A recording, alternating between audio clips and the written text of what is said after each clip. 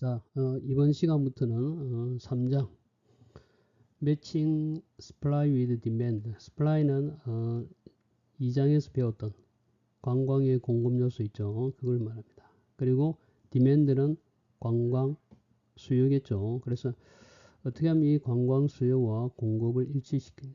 그럼 왜 관광과 수요의 공급 일치 문제가 중요한가?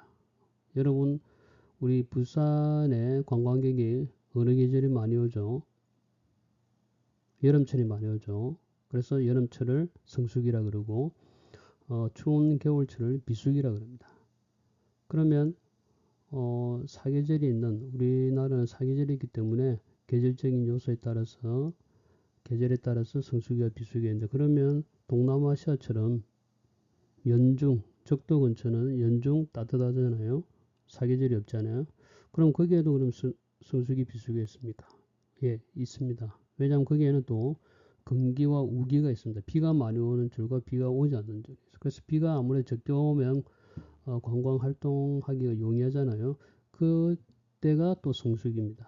비가 많이 오는 우기는 또 비수기입니다. 그래서 대부분의 나라에는 이런 성수기와 비수기가 연중 존재를 합니다. 거기에 따라서 비수기 때는 사람이 적게 오니까 관광 공급 요소 측면에서 충분히 관광 여러 가지 기반 시설이나 이렇게 호텔 시설을 갖추고 있는데 사람이 적으니까 굉장히 어렵죠.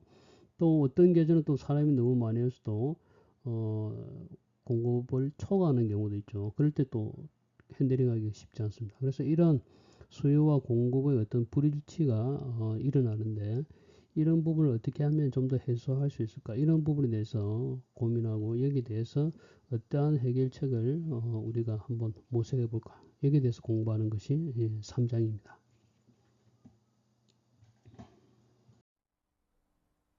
자, 목차를 보겠습니다. 처음에는 1번은 관광객들이 가장 즐겨하는 그런 활동들, 관광 활동. 우리가 뭐 보통 가면 뭐 쇼핑하고 맛집 가고 하잖아요. 뭐 그런 이야기들입니다. 그걸 여러분 강의 노트 보면 리스트가 돼 있죠. 꽤 많이 있습니다. 그죠? 한 거의 20개 가량 돼 있죠. 많이 있습니다. 자, 두 번째는 관광객이 어느 관광지에 뭐 연간 뭐 100만 명이 200만 명이 이래 온다 그죠? 그러면 그 관광지에 필요한 호텔 객실 수는 얼마인가? 이걸 계산하는 겁니다. 아시겠습니까? 그래서 여기에 보면 포뮬러가 뭐냐면 식입니다. 그죠? 이게 계산하는 거잖아요. 그죠? 계산하는 식. 뭘 계산한다? 호텔 객실의 수를 계산하는 식. 여기에 대해서 배우도록 하겠습니다. 세 번째, 여기도 수요 수정과 공급인데 앞에 단서가 있습니다. fluctuating 뭐냐면 요동친다. 그러니까 일정하지 않고, 우리 관광객 수가, 수요라는 관광객이잖아요. 그죠? 수요는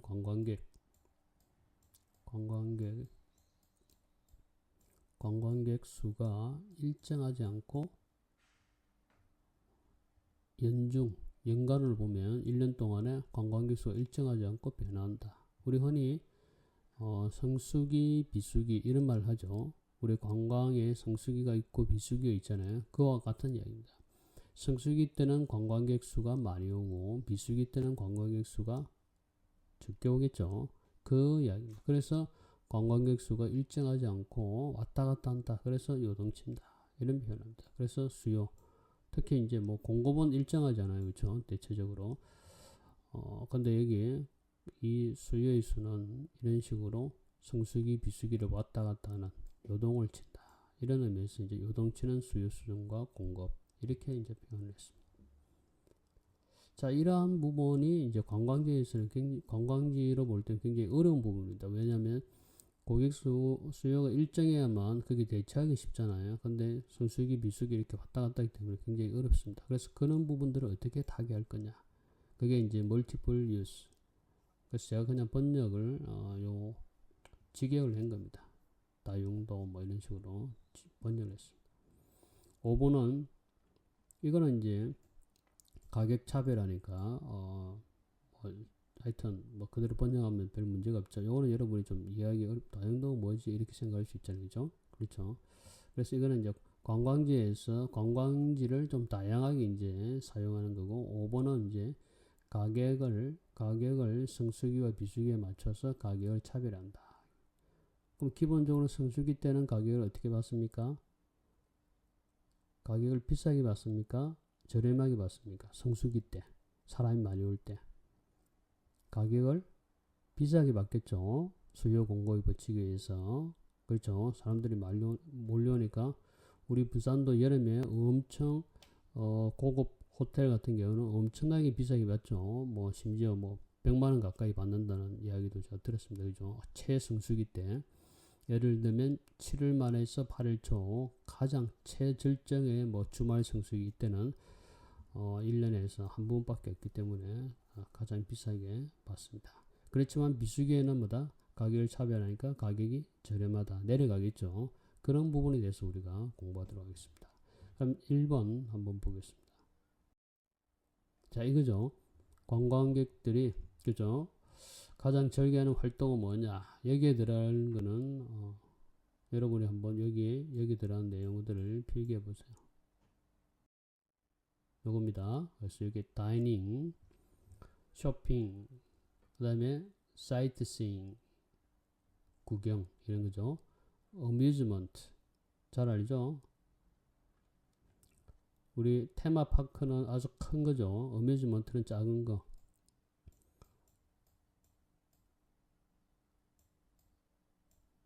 놀이공원 아시겠습니까? 놀이공원 있죠. 우리 뭐 좀 작은 놀이공원. 옛날에 왜 우리 학교 근처에 저기 뭡니까 저기 수변공원인데 가면 미월드 있었죠. 미월드. 그게 이제 이런 어뮤즈먼트죠. 그 다음에 이게 카지노 이렇게 적으면 되겠습니다. 자, 제가 하나씩 해석해 보겠습니다. 레스토랑, 이거는 뭐냐면, 자, 유럽의 사람들이, 유럽에 있는 여행객들이 호주에 왔을 때, 하려고 하는 계획을 얘기합니다. 그래서 유럽 관광객들이 가장 좋아하는 것, 오스트레일리아, 호주에 왔을 때 가장 좋아하는 건 뭘까? 거기에 대해서 이제 연구를, 한 겁니다.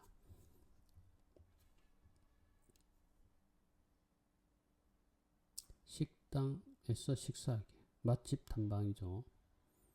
쇼핑하기. 우리나라에서는 쇼핑이 랭킹 1위였죠. 지난 시간에 우리가 봤습니다. 여러분 강의 노트에도 제가 참고로 올려놨습니다. 그죠? 강의 노트 보면 다음 페이지 보면 방학기간 중 활동, 주요 참여 활동에 쇼핑이 가장 높게 나타남 이렇게 돼 있죠. 이렇게. 자, 요거는 뭡니까? 역사적인 장소를, 그죠? 역사적인 장소를 방문한다. 작은 마을을, 소도시를 방문한다. 탐방한다. 아니면 도시에서 경치 구경한다. 우리 도시 시티 투어. 그 다음에 시골로 여행 간다. 주변 시골로 갈 수 있겠죠. 그 다음에 미술관, 박물관을 방문한다. 우리 학교 근처에 박물관이 있습니다. 그죠? 우리 부산 박물관, 부산 시립박물관 있죠. 그 다음에 문화유적지를 탐방한다. 문화유적지를 탐방한다. 그 다음에 나이트클럽, 댄싱. 요즘 뭐 서울에 문제가 많았죠. 나이트클럽이나 댄싱 방문. 그 다음에 가이드 투어를 한다. 가이드는 이제 여기에 관광지에 와서, 특정 관광지에 와서 거기서 이제 가이드를 구해가지고 이렇게 여행을 하는 경우. 예를 들면 미국에 가면 여러분이 라스베가스 가잖아요. 라스베가스 가면 그 근처에 꼭 가야 되는 관광지가 있죠. 후보댐이라고 있습니다. 영화에도 아주 자주 나왔습니다. 아주 엄청난 댐입니다. 후보댐. 요즘 우리나라에서 뉴딜 정책 이런 이야기 많이 들어봤죠. 뉴딜 정책 많이 들어봤습니다. 미국의 경제공황에 들어갔을 때 그걸 타개하기 위해서 루즈벨트 대통령이 뉴딜 정책을 폈습니다. 그때 많은 사람들이 일자리를 잃고 굉장히 나라 경제가 엉망이고 주식이 폭락하고 뭐 집값이 떨어지고 뭐 하여튼 엄청나게 많은 사람들이 실업자가 양성됐죠. 그리로 이제 쫓겨나고 집을 잃고 그럴 때 미국에서 일자리를 창출하기 위해서 라스베가스 근처에 대규모 댐을 토목공사죠. 댐을 건설했습니다. 뉴딜 정책의 일환으로 그때 이제 수많은 사람들이 일자리가 만들어졌습니다. 그래서 지금도 그 댐이 있는데 엄청나게 큰 높이로 그걸 지은 겁니다. 그 댐을 짓는 바람에 오늘날의 라스베가스가 만들어졌습니다. 왜냐하면 라스베가스는 사막이잖아요. 사막에서는 살 수가 없잖아요. 물이 없으면. 그래서 그런 호보댐을 건설함으로 해서 거기에서 이제 물을 끌어다가 그죠? 라스베가스 이제 용수로 그죠? 식수로 공업 용수로 이렇게 이제 쓸 수가 있게 된 겁니다. 그래서 오늘 그 큰 라스베가스 도시가 탄생이 된 거죠. 그게 이제 이 뉴딜 정책 일환으로 호보댐이 만들어졌기 때문입니다. 그래서 그 호보댐을 보기 위해서 라스베가스에 가면 라스베가스에서 끝까지 가는 이 가이드 투어가 있습니다. 가이드 투어가. 그래서 어떤 사람은 헬리콥터를 타고 이렇게 돌아보는 경우도 있고 헬리콥터 타서 위에서 이제 보는 거죠. 어떤 사람은 그냥 차로 가는 경우도 있고 그래서 그 호보댐이 근처에 있기 때문에 그런 경우에 이제 가이드 투어 따로 이제 돈을 지불하고 이렇게 가이드가 이제 동행해서 여행을 시켜주는 경우를 이야기합니다. 그 다음에 콘서트나 연극 우리가 뭐 영국이나 미국의 그 어디입니까 타임스퀘어 근처 이런 데 가면 그 브로드웨이입니까 그죠 그런 데서 이제 연극을 많이 하지 않습니까 그거 이제 보러 갑니다. 그 다음에 또 이거는 뭐냐면 이제 원주민 제가 거주지 단박이라는데 거기 이제 왜 예전에 왜 살고 있는 사람들 있잖아요 인종들 뭐 동남아시아 뭐 피그미족 뭐 이런 사람들 있잖아요 그 사람들이 이제 그 유적지를 그대로 보관하고 자기들이 살고 있는 모습을 재현하죠 보여주고 있잖아요 우리로 치면 이제 민속촌 같은 거죠 영인 민속촌 같은 거 그런 데를 이제 가서 과거에 이 지역에 살던 사람들의 그 모습을 이제 보는 거죠. 그 다음에 이제 워터 스포츠 선배도 그쵸 우리 뭐 서핑하는 거죠 선탠하고 이런 거죠. 어뮤즈먼트는 제가 놀이공원 이야기했습니다. 내셔널 파크 국립공원 우리 부산의 금정산을 국립공원으로 만들자 이런 운동이 지금 대대적으로 벌어지고 있죠. 그 다음에 크루즈 타는 거 크루즈 그 다음에 캠핑 하이킹 아무래도 이제 국립공원 가서 우리가 캠핑할 가능성이 높죠. 국립공원 가서 캠핑하고 또 산도 타고 그 다음에 골프 하거나 그 다음에 테니스 치는 경우 그 다음에 카지노 그렇죠 카지노 우리 부산에도 2개나 있으니까 카지노를 방문하는 경우 아니면 스포츠 이벤트 우리가 LA에 유현진 선수가 있을 때 사람들이 이제 미국에 여행 가면 그죠 이렇게 그 날짜에 잘 맞춰가지고 이렇게 야구를 보러 가는 경우도 있죠. 뭐 유럽 갔으면 또 축구 보러 가는 경우 손흥민 축구 그렇죠. 그다음에 스키 타는 거 그다음에 요거는 이제 생태 탐방입니다. 우리 앞에서 한번 이야기했지만 생태 관광 요즘 많이 우포늪 이런 거 그렇죠. 생태 관광이 많습니다. 그런 걸 이제 또 갯벌 체험을 한다든지 이런 게 생태 탐방인데 거기에 참여하는 거. 그 다음에 헌팅, 사냥, 피싱, 낚시. 그렇죠. 그래서 요거는 이제 그 선호도가 점점 떨어지죠. 왜 이렇게 높습니까? 왜 100% 이상 됩니까? 그 이유는 이제 다중응답으로 그렇죠. 하고 싶은 활동이 하나만 있는 게 아니죠. 여러 개를 사람들이 찍죠. 찍다 보니까 그죠? 이렇게 합치면 이렇게 많이 된 거죠. 그래서 요 순수가 사람들이 식사하는 거, 식당, 거기에 있는 현지 맛집을 방문하는 거, 쇼핑하는 거, 유적지 가는 거, 소도시 방문하는 거, 도시 구경하는 거, 이런 게 이제 주로 차지하고 있다. 이렇게 보면 되겠습니다. 그래서 쇼핑이 그죠? 현재 우리나라를 방문하는 외국인 관광객들은 주로 쇼핑을 가장 많이 한다. 그래서 쇼핑이 랭킹 1이고 유럽 사는 것과 좀 달리 식도락이 랭킹이다. 유럽 사람들은 이게 랭킹 1이 이게 랭킹 2였죠. 1위 2였습니다. 이런 모습입니다. 그죠? 이런 과거에 살던 사람들이 모습을 이렇게 이제 보존을 한 거죠. 보존해서 이제 가서 이제 사람들이 여기 들어가서 안도 볼 수 있고, 아, 이렇게 집을 지어서 살고 있었구나. 이렇게 아마 이렇게 정을 올려가지고 밑에 하면 여기에 대한 공간을 비워놨죠. 아마 습기가 차기 때문에 이렇게 올려놓은 것 같습니다. 그죠? 이렇게 땅바닥보다는 좀 덜 하죠. 요즘 아파트 지을 때 보면 1층을 잘 안 쓰는 경우 많죠. 최근에 짓는 아파트들은 그렇게 하죠. 아마 이런 습기가 많기 때문에 곰팡이도 피고 이러니까 건강에 안 좋을 수 있습니다. 그래서 이렇게 올려놓은 것 같습니다. 예전에 이게 하노이입니다. 베트남의 그런 민속촌 같은 거. 이게 이제 생태 탐방, 지난번에 이야기했던 순천만, 그죠? 갈대밭. 자, 이제 이게 호텔 객실수를 계산하는 공식입니다. 식입니다. 그죠? 이거는 뭐 수학이 아니고 산수입니다. 산수. 그래서 여러분이 이 설명을 잘 듣고 따라와줘요. 왜냐하면 여러분 그 강의 노트에 보면 문제가 쭉 있죠. 그래서 여러분 이 문제를 풀어야 됩니다. 이건 제가 이제 중간고사 시험 칠 때 꼭 이 문제를 제시를 합니다. 그러면 여러분이 이걸 계산을 해서 계산기로 계산을 해서 풀면 됩니다. 아시겠습니까? 뭐 계산기로 어차피 아마 시험 친다면 오픈북을 할 거니까 여러분이 이제 풀면 되죠. 계산기 있고 제 설명만 잘 들으면 되겠죠. 제 설명만 잘 들으면 모두가 한 명도 틀리지 않고 다 풀 수가 있습니다. 그렇죠?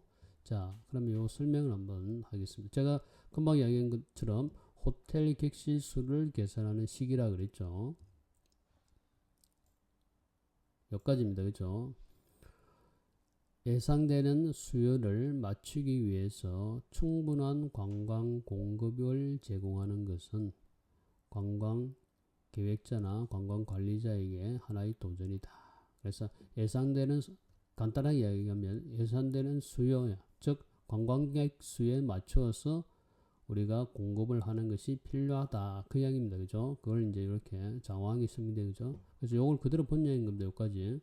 예상되는 수요를 맞추기 위해 충분한 관광 공급을 제공하는 것은, 여기까지가 이제 요거죠. 예상되는 수요를 맞추기 위해 충분한 관광 공급을 하는 것은, 그죠? 관광 기획자, 담당자, 관리자에게는 하나의 도전이다. 다음 두 번째 문장입니다. 두 번째 문장 여기 있습니다. 자, 그게 뭐냐면 공급 함수, 공급 함수는 이제 공급식 요걸 이야기합니다. 항상 수요에 의해 제한되어 있다. 당연하죠. 관광객이 많이 오면 그만큼 우리가 여기서는 이제 주로 호텔 객실을 계산하잖아요. 호텔이 뭡니까? 객실이 더 많이 필요하죠. 한마디로 이야기해서 호텔이 더 많이 필요하지 않습니까? 그죠? 지어야 되겠죠. 근데 관광객 수가 줄면 호텔이 장사 안 되고 문을 닫아야 되겠죠. 그리고 더 지을 필요도 없죠. 왜? 관광객이 안 오는데, 그죠? 관광객이란 수요를 이야기하잖아요. 그죠? 디맨드. 수요에 따라 제한된다. 이 수요라는 건 관광객 수잖아요. 그죠? 제한됩니다. 그래서 여기까지 됐고, 다음 공식은, 그죠? 다음 식은 요구되는, 여기서는 호텔입니다. 그죠? 호텔 객실 수에 호텔 객실의 수를 계산하기 위해 사용된다. 그래서 제가 다음 공식은 호텔 객실을 사용해서 계산한다. 되겠죠? 요 그대로 한 거죠. 그래서 요 식은 뭐냐? 호텔 객실 수를 계산하기 위해서 필요한 식이다. 이렇게 보면 되겠습니다. 그 다음에 이제 여기까지 설명했죠. 그 다음에 제가 요걸 설명하겠습니다. 자, 다음 페이지. 그렇죠.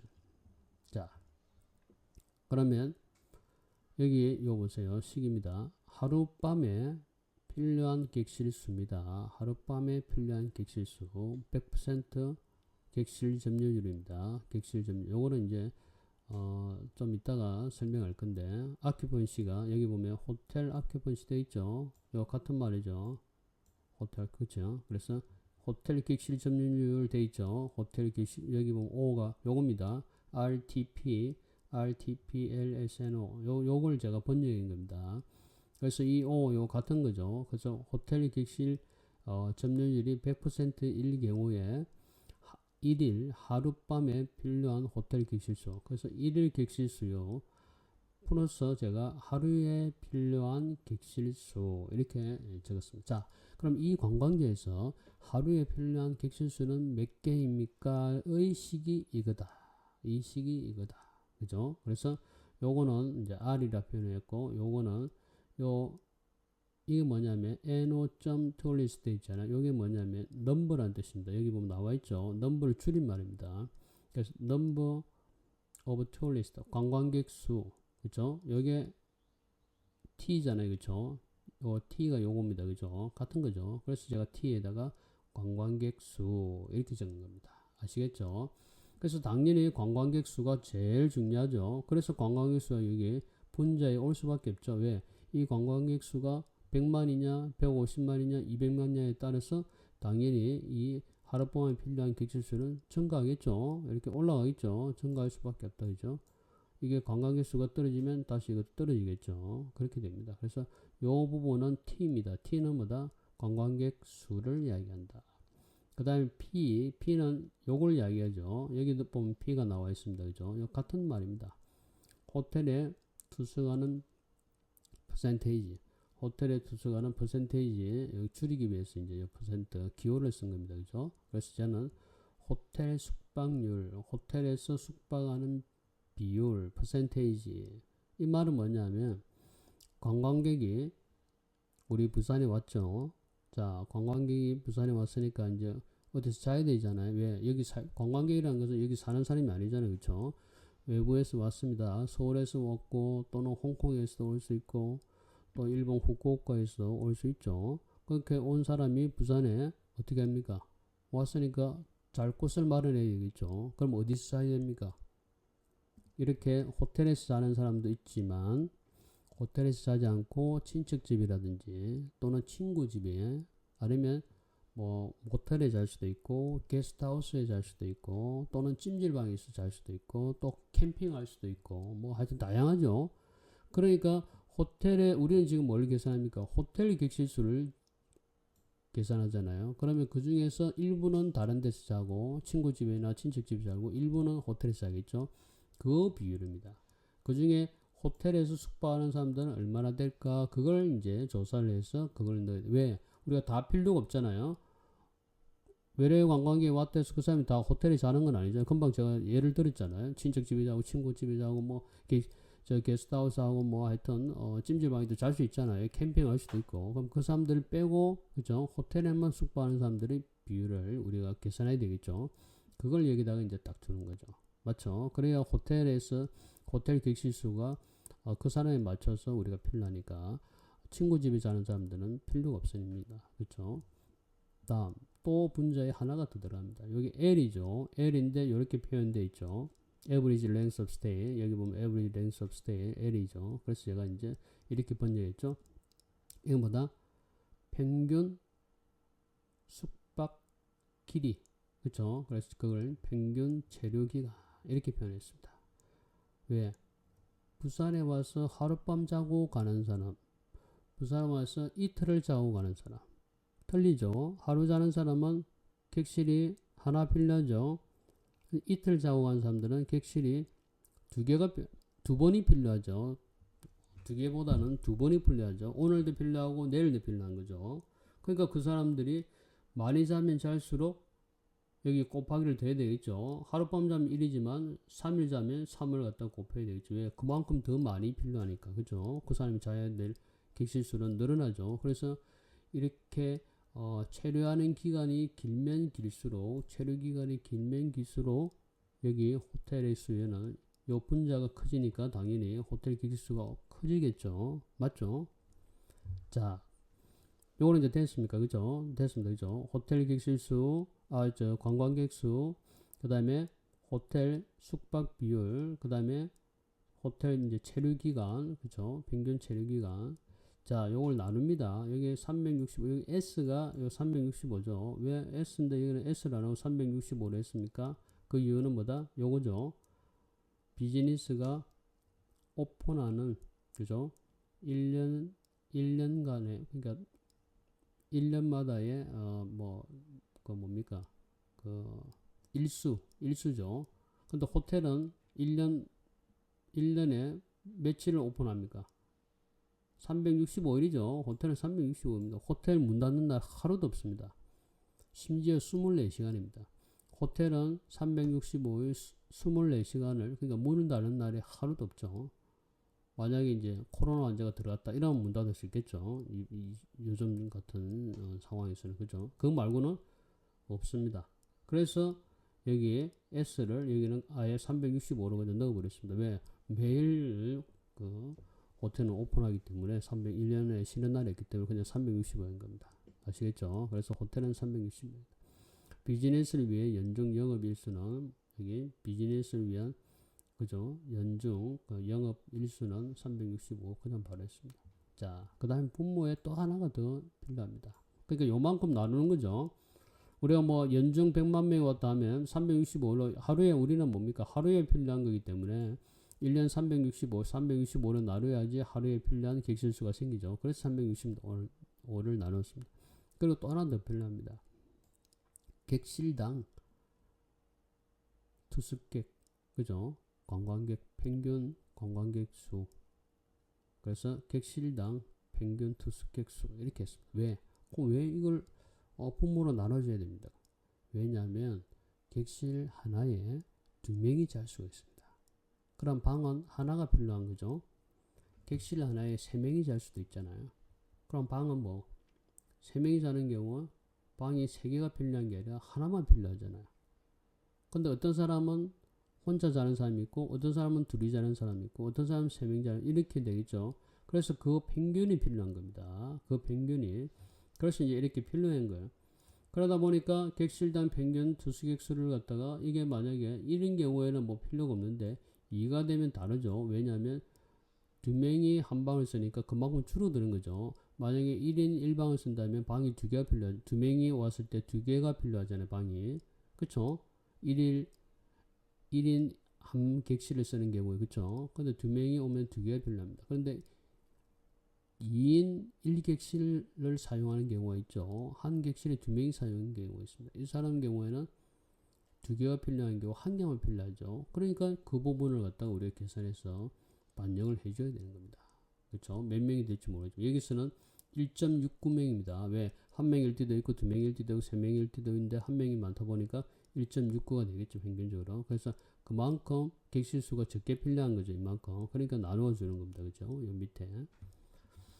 자, 그래서 이제 대충 아시겠죠? 자, 요걸 다시 한번 설명합니다.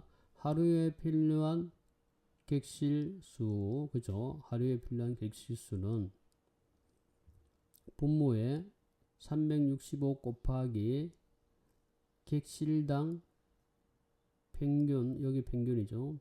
평균 투숙객 수를 나누어 주면, 그죠? 여기 이제 분모에 들어가죠. 분모로 나누어 주면 됩니다. 근데 분자에는 전체 관광객 수 곱하기 호텔에 투숙하는 비율 우리가 계산해야 되겠죠. 투숙하는 사람이 많으니까 투숙하는 사람만 골라내야 되겠죠. 그리고 그 사람이 평균 얼마 동안 투숙하는지 투숙기간 평균 체류기간을 왜 하루 하면 하나만 필요하지만 3일 하면 방이 3개가 더 필요하죠. 그래서 그걸 계산해 줘야 되겠죠. 이렇게 해서 이제 곱한 걸 이렇게 나누어지면 요 객실수가 계산이 됩니다. 아시겠죠?